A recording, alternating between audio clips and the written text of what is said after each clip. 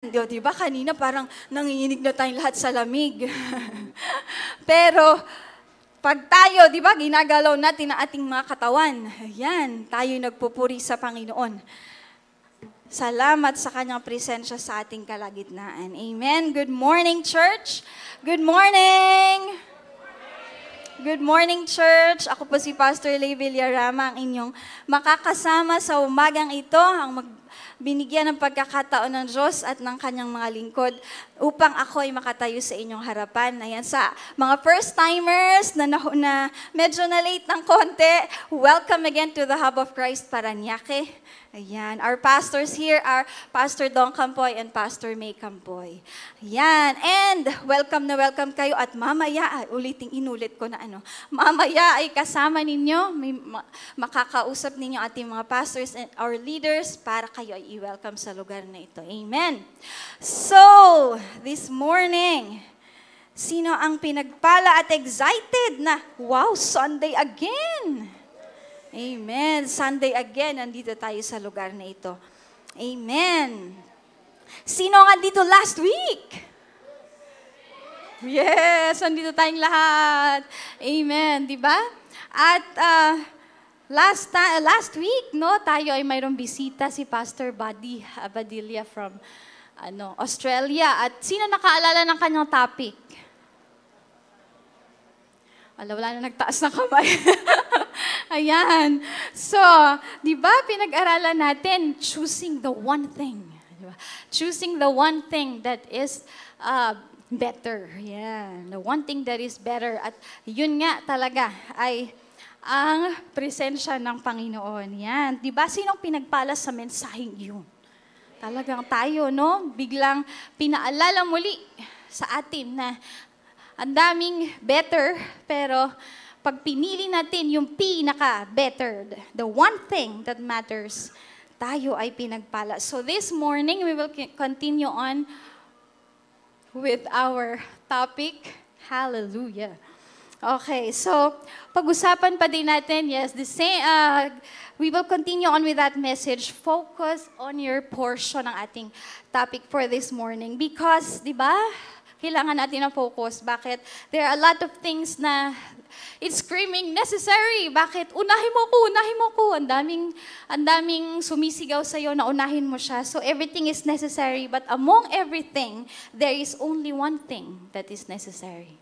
Meron lang isang bagay na mahalaga. So if we choose correctly, it will never be taken away from us. Kagaya ng sinabi ng Panginoon kay Mary sa Luke 10, chapter 10, verse 42. It's the one thing that will never be taken away from her.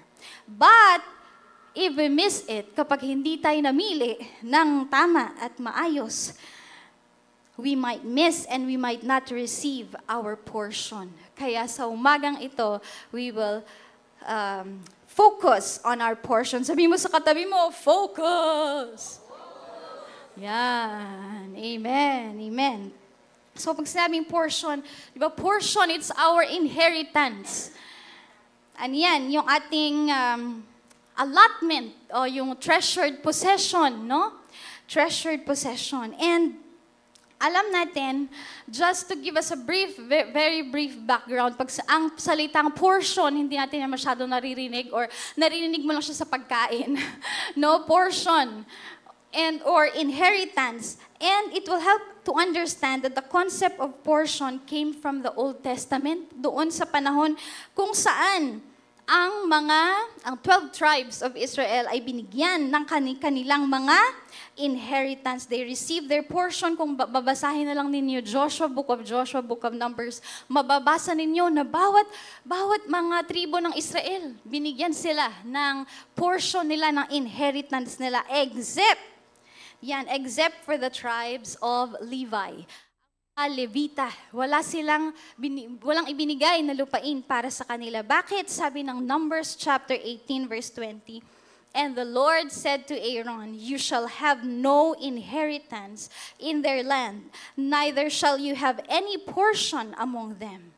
Bakit kaya? Kasi sabi ng Panginoon, I am your portion. and your inheritance among the people of Israel. So sa ibang tribo, they had their portions and their inheritance, puro lupa, minanang lupa. Sa Levita, sabi ng Diyos, I am your portion. Wow. Sabi ng Diyos sa kanila, your inheritance is me. You don't get any land, but you get me. The giver, the source, the blessor, the creator. Alin kaya yung mas matinding inheritance? Yung lupa? O yung nagbigay ng lupa? At yun ang nakuha ng mga Levita. And sa atin ngayon, in the context of the New, now, in the New Testament, every believer, everyone who accepted Jesus, who accepts Jesus Christ as their Lord and Savior. Alam nyo ba? Kasi itong mga Levitang ito, they are the priest, di ba? They are a priest of the Lord. Sila lang ang nakalapit sa templo, silang naglilingkod sa Diyos.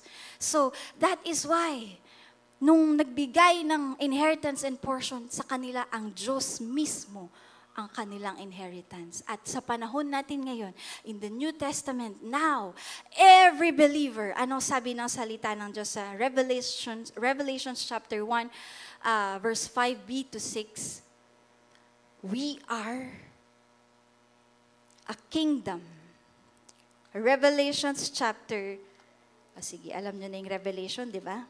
Revelation chapter 1, verse 5b, to Him who loves us and has freed us from our sins by His blood and made us a kingdom, priest to His God and Father. To Him be glory and dominion forever and ever. Amen.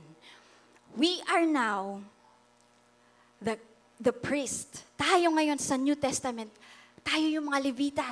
Tayo yun ng mga Levita na priest to our God. When we accept Jesus, pagtanggapin mo ang Panginoon sa iyong puso, makilala mo siya, tanggapin mo siya sa iyong puso bilang Diyos sa tagapagligtas. Ikaw din, kapatid, you are priest unto God. Levites, kagaya ng Levita noong unang panahon. Ano ibig sabihin yan? Now that we have Jesus Christ, when we accepted Jesus Christ as our Lord and Savior, who is our inheritance? The Lord is our inheritance. The Lord is our portion. We have the greatest and the most significant inheritance in all of history. Kasi ano meron tayo? Ang Diyos mismo. Kaya nga, di ba, doon sa Luke 10, chapter 10, verse 42, between Martha and Mary, sabi ng Luke 10, it was Mary who had chosen the good portion. Sa kanilang dalawa, it was Mary who had chosen the good portion. Because Martha was busy with the kingdom. Sobrang busy. Martha was busy with the kingdom, but Mary was busy with the king. Na mas mahalaga. Martha was so distracted in her serving. Kahit pala naglilingkod, nagiging distraction din. Martha was so distracted in her serving, but Mary was focused in her portion. Mary was focused in her portion dahil alam niya, ang portion niya ay ang Panginoon. That is why the Bible said, Mary has chosen the good portion and it will never be taken away from her. Hindi yun makukuha sa kanya. Because everything else, di ba sa mundong ito, everything else can be taken away. All the temporary things in this world will be taken away. It will pass away. Di ba? Sabi, nabasa nyo ba yan sa salita ng Diyos? Ang langit, ang lupa maglalaho. Ang Diyos, ang kanyang salita, mananatili, magpakailanman. Kaya lagi kong pinapaalala, lagi sinasabi ni Pastor Dong, lalo na pag nagtuturo siya sa worship team, sinasabi niya, pag inalis sa iyo yung ginagawa mo, sino ka kaya? Pag inalis sa'yo yung paglilingkod mo, yung nakagawian mo na paglilingkod, yung serving mo na ginagawa mo na, paulit-ulit mong ginagawa, nakasanayan mo na, at biglang sinabi sa'yo, umupo ka muna. Anong matitira sa iyo?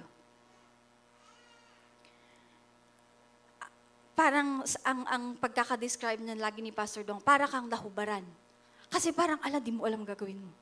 Kasi nakafocus ka na lang dun sa ginagawa mo. Dun sa, hindi sa Diyos, kundi sa ministry. Na Diyos din ang nagbigay, kaya dapat sa Kanya, sa mga naglilingkod. Ganon din po sa mga nagtatrabaho. Pag nawala yung trabaho, ano na kayong gagawin ko? Kasi na-focus na doon sa trabaho, hindi doon sa nagbigay ng trabaho. Pagtuunan ng pansin ang paglilingkod, pero may mas mataas pa dyan. Pagtuunan ng pansin ang pinaglilingkuran. Kaya nga lagi sinasabi, build your altar. Build your relationship with God. Kasi pag inalis ka dun sa nakasanayan, ano mangyari? You get offended.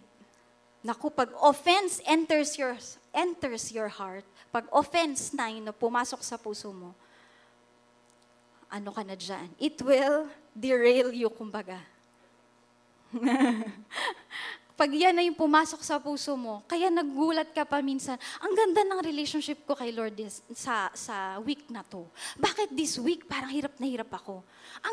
Parang okay pa naman kami ni Lord. Bakit ngayon di ko na siya marinig? Pag dumating sa puso natin yung offense, hindi natin alam, hinihila tayo niyan palayo sa ating relasyon sa Panginoon. And, hindi mo namamalayan, you are already pursuing the wrong thing. Wala ka na dun. Hindi ka na nakafocus dun sa portion mo. Hindi ka na nakafocus doon sa ating Panginoon. So far, mula nung tayo nag-umpisa, what we have learned is that number one, God is our portion. Amen ba? Hindi ang bagay, kundi ang nagbigay ng bagay. Sabihin mo Diyos sa katabi mo, mapalad ka. Huwag kang malumbay-lumbay. Ang Diyos mismo, ang portion mo. Amen ba? Ang Diyos mismo, God is our portion. Focus on Him. Fix your eyes on Him. Our portion or inheritance is not the things, but the maker of all things. Kaya nga sabi ng Matthew 6:33 ay ano? Yan. Seek first the kingdom. Unahin. Kasi, and all these things shall be, nandun na kasunod yung bagay. Pag inuna mo yung nagbigay ng bagay. Kasi, we must seek the giver. Because the giver has the gifts. If we seek the blesser has the blessing. At hindi na natin siya kailangan pang doon tayo. When we focus sa blessing, mali. Yan, wrong ang ating focus. Kasi everything else will fade away. Kaya nga, minsan, sabi ni Asaph sa Psalm 73 verse 26. Basahin nyo na lang po. Psalm 73 verse 26. Na masyado siyang nagkaroon ng palaisipan and an envious heart. Kasi, yung wicked nagpa-prosper, samantalang siya na naglilingkod, sumusunod, kumikilala sa Panginoon, ay ang naghihirap. Pero, nung ipaunawa sa kanya ng Diyos, kung ano ang kahihinatnan nung mga nagpo-pursue, nagpo-focus sa wrong things, ang sabi niya sa Psalm 73:26, my flesh and my heart may fail. But God is the strength of my heart and my portion forever. Diba? Sa isip mo, kumakanta ka na. Diba? My heart and my strength, many times they fail. Diba? But there is one truth that always will remain. Ano yun? God is the strength of my heart. God is the strength of my heart. God is the strength of my heart and my portion. Oh, di ba? forever. Hindi yan magbabago. God is the strength of our heart and our portion forever. He is our portion forever. Yaman na hindi mawawala. Number 2, our portion or our inheritance has a guarantee. Sangkapan yan. Diba? May garantiya ang portion na tinanggap mo. Buksan natin ang Bible natin.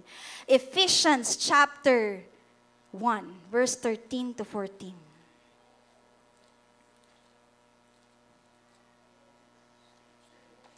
Sabi dito, in Him you also, when you heard the word of truth, the gospel of your salvation, and believed in Him, were sealed with the promised Holy Spirit, who is the guarantee of our inheritance, until we acquire possession of it to the praise of His glory. The Holy Spirit is our guarantee. Guarantee, ibig sabihin, bond, assurance, promise, di ba? Ibig sabihin ng guarantee. Sino na dito naging guarantor? Nakapag-garantiya, o di ba? Naku, takot na takot ka. Pag hindi siya nakabayad, ako magbabayad, di ba?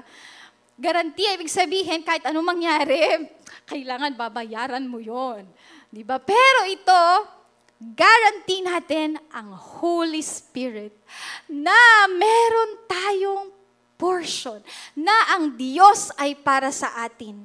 Na nung tinanggap natin si Jesus sa ating puso, sa ating buhay, nanahan siya sa atin, naging templo tayo ng banal na Espiritu.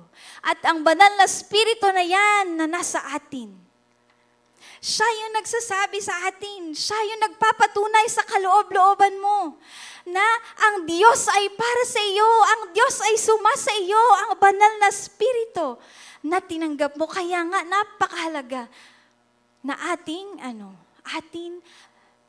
nararamdaman, nararanasan, na-experience ang banal na Espiritu. Kasi sa kaloob-looban mo may nagsasalita. Kahit na ang paligid mo, iba yung sinasabi, iba yung nakikita mo, iba ang pangyayari sa natural. Pero sa kaloob-looban mo, may banal na Espiritu nagsasabi, ang Diyos ay sumasa iyo, para sa iyo, hindi ka niya iiwan, hanggat hindi natutupad ang kanyang pangako sa buhay mo. May banal na Espiritu sa ating kaloob-looban. At yung Holy Spirit testifies, it bears witness with our spirit. Sino na dito ang alam niya, may banal na Espiritu siyang tinanggap sa kanyang buhay? Amen. At sino din ang gusto na maranasan ng banal na Espiritu sa kanyang buhay? Amen. Praise God. Lahat tayo gusto natin. Dahil yung banal na Espiritu, yan sa ating kaloob-looban, siya ang patuloy na nagsasabi, siya ang patuloy na nagpapatunay, nagpapatotoo na totoo si Jesus. Amen po ba? Amen. Hallelujah. Number 3, our portion is secure. Sabi ng Psalm 16 verse 5. Psalm 16 verse 5. Sa NLT ay napakaganda ng translation. Sa Psalm 16 verse 5, ang sabi po ay, Lord, the Lord is my chosen portion and my cup. You hold my lot. Sabi ng NLT, Lord, you alone are my inheritance, my cup of blessing. You guard all that is mine. Sabi pa ay, the Lord, alam ninyo, sabi din salita ng Diyos, the Lord is our keeper. So, our portion, the Lord, our God. Diba? God is our portion. Our portion, our inheritance is a guarantee. Our portion, our inheritance is secure. Amen. So, may masasabi ka pa ba dyan? Above and beyond, focus on your portion, kapatid. Focus on God. Bakit kaya? Why we don't fully receive or experience? Why we don't fully receive or experience God, our portion? Kasi una, we are too distracted. We are too distracted. Even when the Lord says, come, di ba, nag-i-invite ang Panginoon, come, lumapit kayo sa akin. Di ba, nag-i-invite siya? Lumapit kayo sa akin. He is inviting everyone to experience Him. He is inviting all of us to experience Him. Pero bakit kaya? Why don't we experience Jesus? Alam ninyo, God is inviting all of us, lahat. Wala siyang pinipili. Di ba? Yun naman ang sabi, yun ang narinig natin sa mga nangangaral. Walang pinipili ang Panginoon. Lumapit kayo sa Kanya, and that is true. Lahat ay tinatanggap ng Diyos. Lumapit tayong lahat sa Kanya.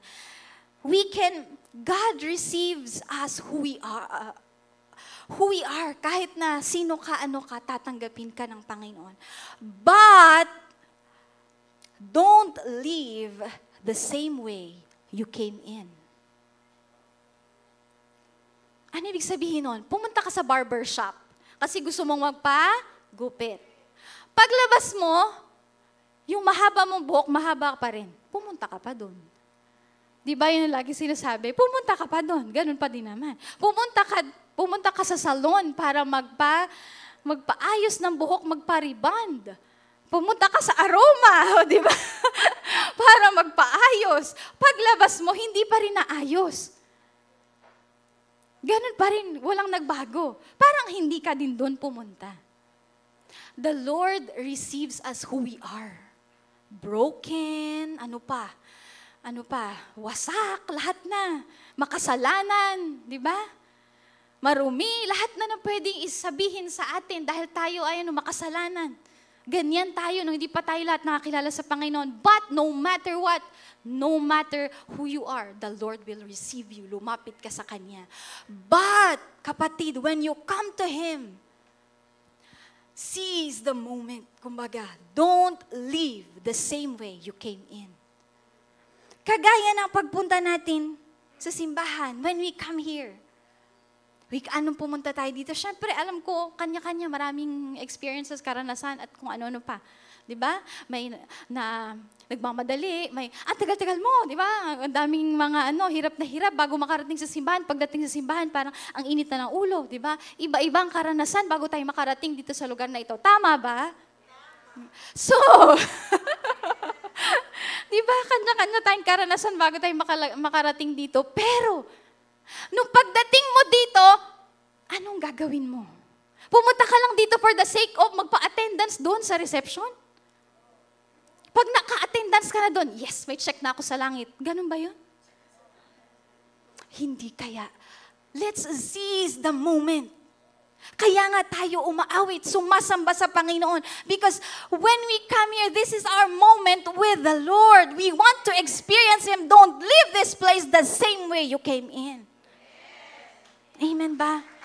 Wala tayo, kaya nga sinasabi ni Pastor May kanina, huwag tayong umalis na wala tayong natatanggap sa Panginoon. Kapatid, let that be your goal every time you come here in the church. Hindi ka aalis dito na wala ka natatanggap sa Panginoon. Kagaya ni Jacob, di ba? Nung kanyang makasagupa, tama ba yung Tagalog? Ang anghel, talagang hindi siya pumayag na wala siyang makukuha. Ganyan tayo dapat. Because God is our portion. Para siya sa iyo, kapatid, hindi siya galit sa iyo. Kaya pag lumapit ka sa Panginoon, dalhin mo lahat, kasalanan, kahinaan, kahirapan, dalhin mo lahat sa paanan ng Panginoon. Pero, wag mo nang dalhin palabas. Dinala mo na nga dito sa Panginoon. Lord, ito na binibitawan ko na lahat. I don't want all of this. Diba? In the presence of the Lord, there is an exchange. May exchange. Huwag kang pumayag na wala kang ka-exchange. O ang ka-exchange mo, yung katabi mo, problema ang pinag-usapan nyo. O kaya, utangan, naku, bawal yan dito. No. Let us seize the moment. In the presence, the Lord is our portion. Portion natin to, kapatid, oh. Ang pinag-uusapan natin to, portion mo. Huwag mong hayaan. Huwag mong hayaan na hindi mo yan makuha. So every time, the same way, even in prayer, sa ating pananalangin, nag 24/7 ako ano pa nga yun, talaga literal na 24/7 ka. Pero, ano nangyari? Nagkasakit, napagod, ano pa? Napuyat, ano pa? Kasi, even that prayer, in the presence of the Lord, there is an exchange. Kaya kung walang exchange na nagaganap, ano nangyari? Parang nag-vent ka lang kay Lord. Or nag-complain ka lang, Lord, yung Pilipinas, ang gulo-gulo. Lord, para ka lang nagko-complain sa Panginoon. Ang pamilya ko. Pag walang exchange, kapatid, during your moment, your time with the Lord, then, wala kang natanggap dun sa portion mo. So, let's make sure that we receive our portion every time we come to the Lord. Amen po ba? Even in our serving, sa ating mga paglilingkod. Let's make sure na yung paglilingkod natin, alam niyo ba, sa paglilingkod, kahit na anong ginagawa mo, maaari ka dyan hipuin ng Panginoon, bumaba ang presensya ng Panginoon sa iyo. Hindi siya, yes, you consume your time there, pero, He is the one, ang Diyos din, ang patuloy na nagbibigay sa iyo ng kalakasan na daig mo pa ang naka-energy drink. Kasi, sa presensya ng Panginoon, diba? Sa presensya ng Panginoon, siya ang nagkakalob because He is Himself our portion. Amen po ba? Hallelujah. So, let's make sure, number one, we don't fully receive or experience Him because we are too distracted. Kaya nga sabi ng Isaiah chapter 40 verse 31, those who wait on the Lord will renew their strength. Kailangan may waiting time. May waiting time. Hindi lang natin ginagawa sabi kasi mag-ano daw ako. Hindi lang natin ginagawa yung ginagawa natin. Pero doon sa ginagawa mo, doon sa pakikipag-usap mo sa Panginoon, doon sa pag-attend natin sa church, mayroon tayong natatanggap, mayroon tayong nararanasan, mayroon pagbubukas ng puso o pagbubukas ng isip. Those who wait on the Lord will renew their strength. They will mount up on wings like eagles. Diba? Yun ang sabi ng Isaiah chapter 40 verse 31. Kaya, ano sabi? Wait on the Lord. Let us not be too distracted so as not to experience Him. Kasi, minsan, sa sobrang nating pagmamadali, lahat, yung nabasa ko, pag nanay ka na daw, lahat ay minamadali. Basta nagmamadali. Lahat ay nagmamadali. Minamadali mo lahat. Sa sobrang nating pagmamadali, nakakalimutan natin na sa presensya ng Panginoon, ito portion mo yan, yung pinag-uusapan natin dito. Kailangan meron kang natatanggap sa bawat paglapit natin sa Panginoon. Amen? Number 2, we are too focused on the wrong things. We are too focused on the wrong things. Sabi nga, if the enemy cannot make you sin, he will make you busy. Masyado tong para magkasala. Gawin na lang natin busy. Diba? He will make you busy. And yan, the role of the enemy is really to steal. Nakawin kung ano yung portion mo. Gusto niyang kunin. Kasi alam niyang napakahalaga, very precious. Gusto niyang nakawin. The enemy's role is to kill, steal, and destroy. We are too focused on the wrong things. Busy on the right things, but not too busy for the King. Amen po ba? Busy for the right things, para sa gawain ng Panginoon. Sige, gamitin natin lahat ng oras na mayroon tayo, but not too busy for the King. Kasi, alam po ninyo, yung kapag nakafocus tayo sa wrong thing, ano nangyayari sa atin? Naalala ko yung turo ni Pastora May, doon, nung minsan sa mga pastors, na focusing on the wrong thing, when you focus on the past, it drains your energy. Kapag nakafocus ka sa maling bagay, hindi mo alam, sinisip-sip na yung energy palabas sa katawan mo. Yung energy na dapat nagamit mo na para sa Panginoon, paggawa ng mabuti, pinapagawa niya sa'yo, nai-spend mo doon sa ibang kakaisip ng hindi naman mababago na sitwasyon sa buhay, di ba? Energy drainers. When you focus on the wrong things, you will be drained. Madidrain ang iyong energy. Your joy, mananakaw ang kagalakan, mananakaw ang kapayapaan. So, let us not be too focused on the wrong things. Kaya nga, focus on your portion. Sabi mo sa katabi mo, focus on your portion. Focus on God. Isa pa. Focus on your portion. Focus on God. Yes. Bakit? God is our portion. Siya ang ipinunta natin sa lugar na ito, kapatid. Siya ang ipinunta mo dito. Yes, na-invite ka at salamat sa iyong pagtugon. Pero ultimately, yung pinunta mo sa lugar na ito ay ang Diyos. At kapatid, He is your portion. Para sa iyo siya. Para sa iyo. Para sa iyo. At nais niyang maranasan mo siya sa iyong buhay. Kaya nga, do not lose. Our portion is, our inheritance is very precious. Huwag nating hayaan na hindi natin siya maranasan, hindi natin siya makuha, hindi natin siya fully ma-maximize. Kasi alam nyo ba, itong inheritance na ito, it is the only inheritance that does not depreciate. Hindi kumukupas. Yung lupa, di ba?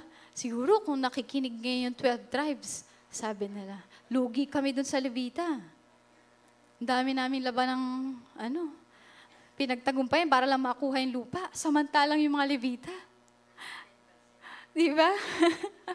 Yung Diyos mismo, yung nagbigay mismo, ang kanilang portion, ang kanilang inheritance. Ito yung inheritance, di ba, yung lupa? O, tingnan nyo, ang dami-dami nag-aaway-away dahil sa mga inheritance, di ba? Ang dami-daming nagkakagalit at kung umaabot pa sa korte. Pero, yung lupa na yun na kanilang pinaglalaban ay maari ding mawala, mabaha, at kung ano-ano pang mangyari. But, it is the only inheritance, ang Diyos na meron tayo. Ang Diyos na ating tinanggap, ang Diyos na ating pinuntahan sa lugar na ito, ang Diyos na nais mong makilala sa buhay mo, is the only inheritance that will not depreciate. Hindi kumukupas. Anong kabaliktaran? Tumataas ang value. Diba? Habang nakikilala mo siya, lalo mo siyang na-appreciate. Habang nakikilala mo siya, lalong lumalaki ang iyong inheritance. And, it is the only inheritance that won't be depleted. Hindi mauubos. Yung lupa, yung yaman, at lahat ng material ay maaring maubos. Mauubos lahat. Kasi, material. Kasi, limited. Pero ang Panginoon na siyang ating inheritance and portion sa ating buhay, He's the only inheritance. It's the only inheritance that won't be depleted. Hindi siya mauubos-ubos. Higit, sapat na at higit pa. O, paano may paliwanag yun? Diba? Sapat na, tapos higit pa. It is the only inheritance that the more you share, the more you'll have. Wow. Ang iba, grabe yung kanilang, ang tawag nito, kumukuha pa ng maraming gwardya para hindi manakaw sa kanila ang kanilang yaman. Hindi manakaw sa kanila kung ano yung para sa kanila. Pero ito naman, habang nagsishare ka, ano nangyari sa'yo? Lalo ka nagkakaroon. Di ba? Kakaiba. Lalo kang nagkakaroon. Sabi ng Psalm 16, chapter 16, verse 5, the Lord is my portion and my cup. Sabi nung awit natin kanina, Jesus, you're the cup that won't run dry. Only Jesus is the cup that won't run dry. Kailanman, kahit na ibahagi mo ng ibahagi, kaya nga, ibahagi ng ibahagi. Sabi ni Pastor Dong, pasikatin natin si Jesus, ibahagi ng ibahagi. Ibahagi ng ibahagi, at habang ibinabahagi, hindi nauubos, kundi lalo ka pang nagkakaroon. Lalo ka pang nadadagdagan. Because Jesus is the cup that won't run dry. Ever. He is our portion forever. The Lord, yan ang sabi ng Psalms chapter 16 verse 5. The Lord is my portion and my cup. Sabi ng Psalms 23, di ba? The Lord is my shepherd. He's the cup. Our cup overflows. Overflows. Hallelujah. Gusto mo doon sa material o doon sa sapat na ako dito, okay na ako. Kahit naman hindi ako ganun kabanal, maayos naman buhay ko. Kahit naman hindi ako linggo-linggo nagsisimba, okay naman ako. Mataas naman grades ko. Maganda naman yung trabaho ko. But, kapatid, hanggang saan yung lakas mo? Hanggang saan yung kaya mo? Hanggang saan ang hangganan mo? My flesh and my heart may fail. And it will. Diba? But when God is the strength of your heart and your portion forever, your cup will overflow. Because what you have, who you have in your life is Jesus that will never run dry. Amen po ba? Kaya kapatid, my challenge for you this morning, don't leave this place that you don't receive your portion from the Lord. Whatever is it, the Lord is the giver of all things. At bago mo pa kailanganin ang kailangan mo, naibigay niya na ang solusyon. Naibigay niya na yung para sa iyo. Kaya kapatid, ano man yan, what is the portion that you want to receive from the Lord this morning? Don't leave this place that you don't get it. Amen po ba? So, as we close this morning, we will pray. Sa lahat ng gusto maranasan fully, sa lahat ng gustong tumanggap sa Panginoon, Lord, I want to receive my portion this morning, but I don't know how. You are free to come here in front. Ipapanalangin kayo ng ating mga pastors. Next gen pastors. We will pray this morning. We will not leave this place that we don't receive our portion from the Lord. Amen po ba? Can we all stand up? Hallelujah. Let's worship the Lord. Who is like you, Lord, in all the earth? Matchless love and beauty endless. Kapatid, it's your time with the Lord. Hallelujah. Amen. Because Jesus, you're the cup that won't run dry. Your presence is heaven.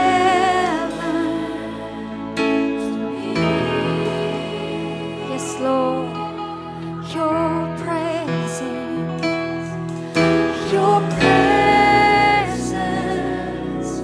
is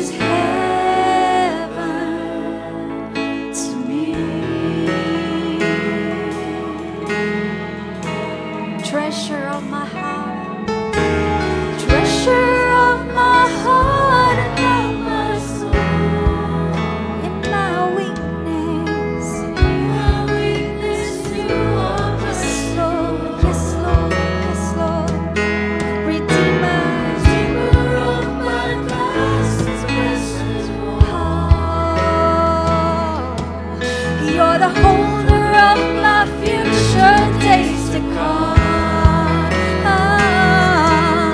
Your presence is heaven to me. Yes, Lord. Hallelujah. Your presence, yes, is heaven to me. Yes, Lord. Yes, you are. Yes, you are. Your presence, your presence is heaven to me. Oh, your presence is heaven. Yes, Lord. Hallelujah. Your presence, Jesus. Your presence is heaven to me. My God, it is you, Lord, is heaven to me.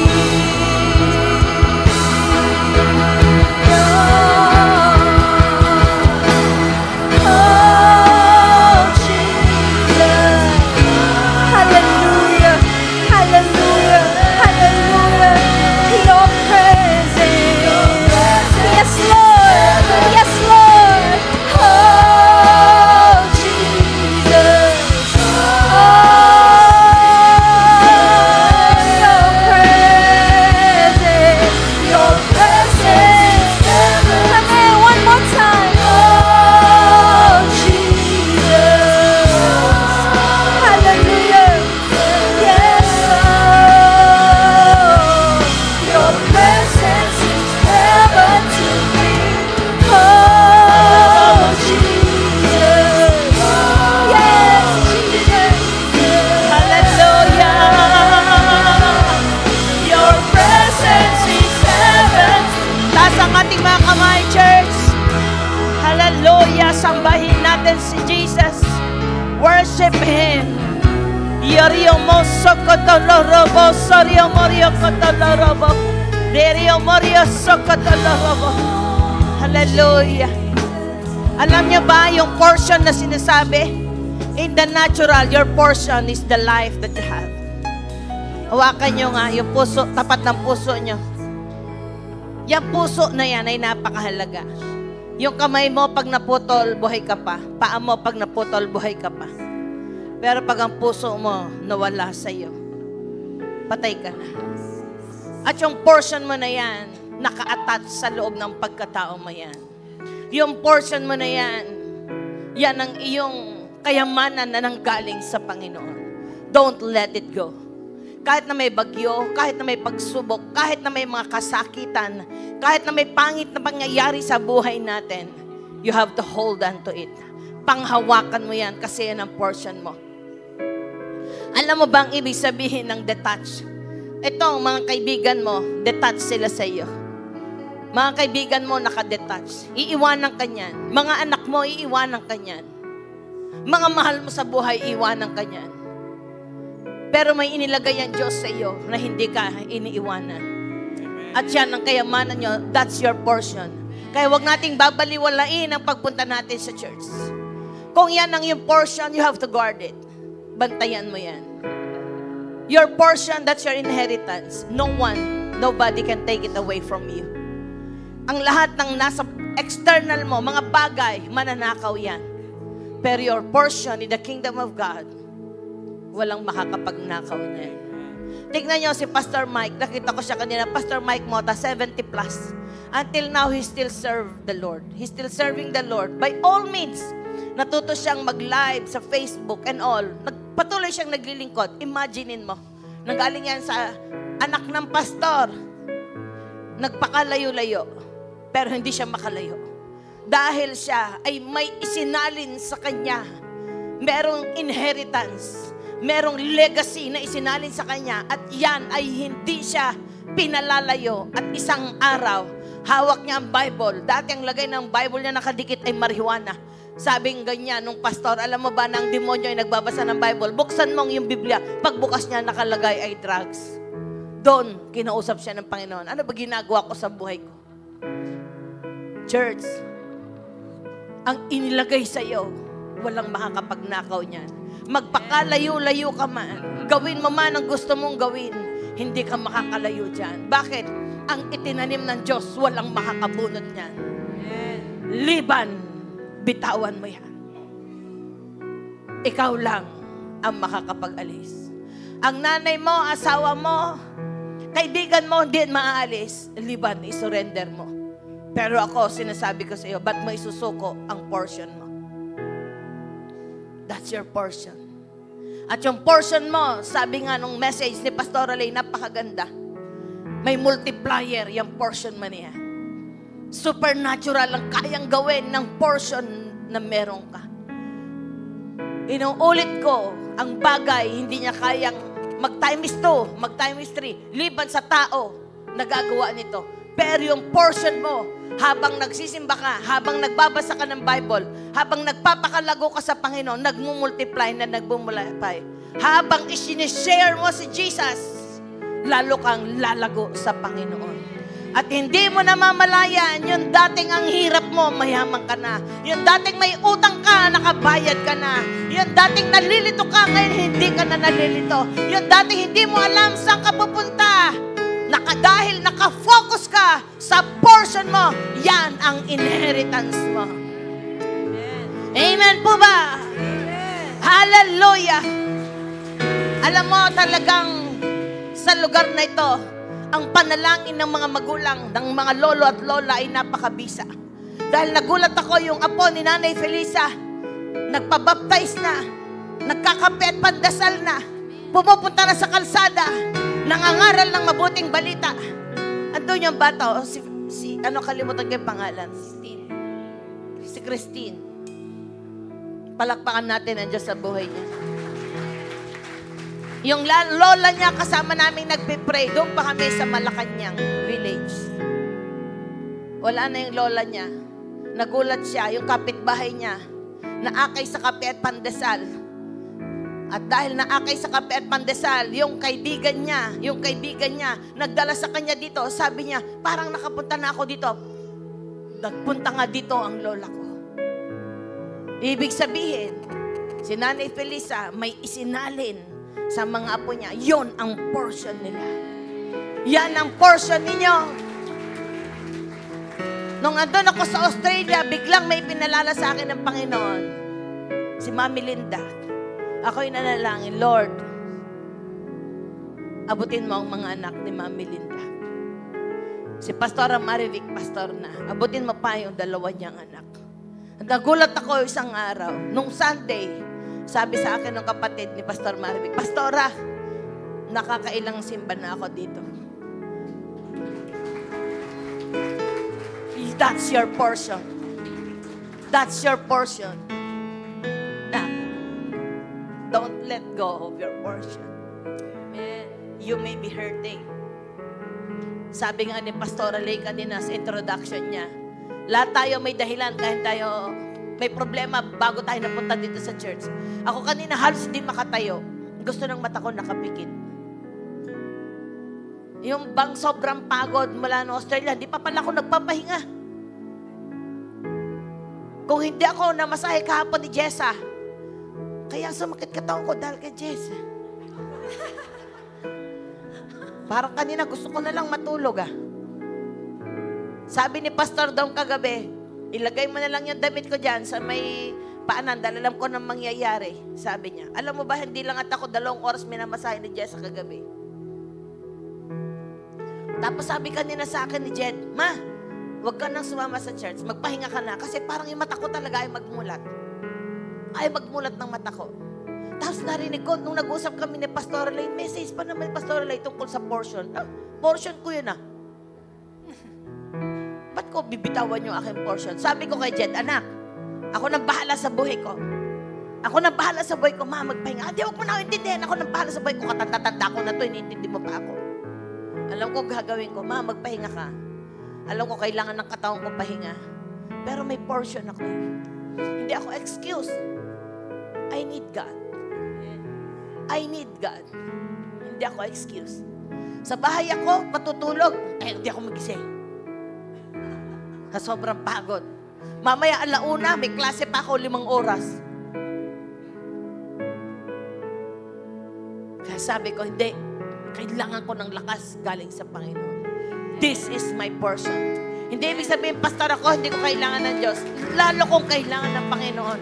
Kung kami nangangaral na sinasabi namin, kailangan namin ng Diyos, lalo kayo. Sabihin mo sa katabi mo, huwag mong payagang manakaw ang portion mo.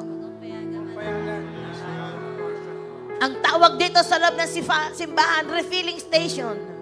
Ito ang iyong restaurant. Ito ang iyong drinking station. Ito ang refilling station. Dito ka nagpapalakas. Sabi nga kanina, ang ganda ng mensahe ni Pastor Ale. Sabi niya, pag dumating ka rito, may kabigatan ka, huwag mo nang bitbitin pag uwi. Pwede? Amen po ba? Yes. Huwag mo bitbitin pag uwi. Kaya yung mga naiiwanan dito, manalangin kayo palagi kasi marami silang iniwanan dito. Lahat ng mga iniiwanan nila dito. Kaya yung mga nakatira dito, lalo kayo manalangin kasi dami nilang iniiwanan dito. Pero huwag kayong matakot, huwag kayong mangamba. Dahil lahat ng iniiwanan nila dito, binitbit na ng Panginoon. Oh, let's worship God. Hallelujah. Your presence, oh, hallelujah, is heaven to me. Taas ang inyong mga kamay. He is our portion. Your presence is heaven to me. Oh,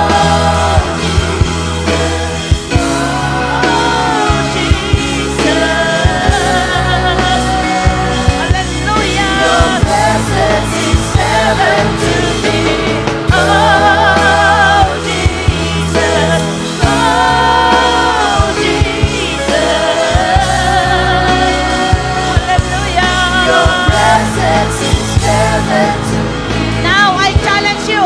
Sinong lahat sa inyo may daladalang kabigatan, tumakbo sa harap. Iwanan na rito sa stage. Iwanan na sa harapan ng Panginoon. Takbo! Lahat ng mga kadalang kabigatan. Be true. Be honest. Taas ang inyong kamay.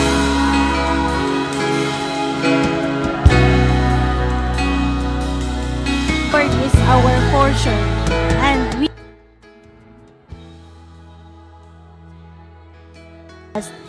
God is truly our inheritance. Ang sabi niya sa salita niya kanina, God will guard your portion. This is your season. God will guard your portion. Kaya sa umagang ito, alam ko pinagpala ka sa napakagandang mensahe, and you know it, that you have a portion to God. Kaya huwag kang matakot, huwag kang mangamba. Just walk on it. Walk to God and receive your portion. God is the strength of our heart. Amen. And truly, today, we need to focus on what God is saying to us. And He is our portion forever. And nothing, walang makakanakaw niyan. Sa'yo yan. Kaya kapatid, ipanalangin mo na huwag kang madistract. No more distractions. Para makita mo pa, lalo, higit pa, yung portion na nilagay sa'yo ng Panginoon. At sabi nga kanina, multiplier. It will multiply. It will multiply. Kaya sa umang ito, nanalangin, Lord, salamat.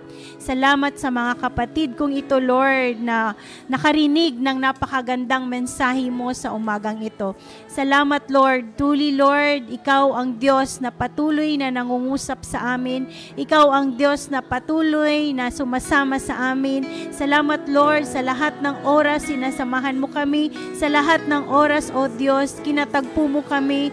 Ayaw mo na kami ay mapahiwalay sa iyo. Bagamat, Lord, lalo mong pinapaalala sa amin that we have a greater portion in your kingdom.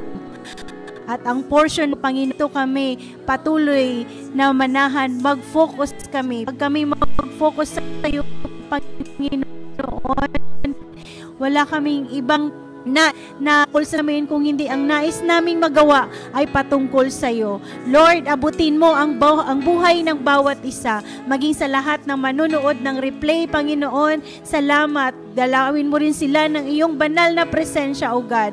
Salamat sa mga salita mo, Lord, na itanim sa kanilang mga puso. Sa umagang ito, Lord, kami ay pinagpala. Napakaganda ng mensahe mo at daladala namin ito, O God. Tunay, Lord, na kami ay mahina pagpunta namin dito. Ngunit paglabas namin dito, Lord, malakas kami. Salamat, Lord, sa kalakasan. O Lord, in Jesus' name, Amen.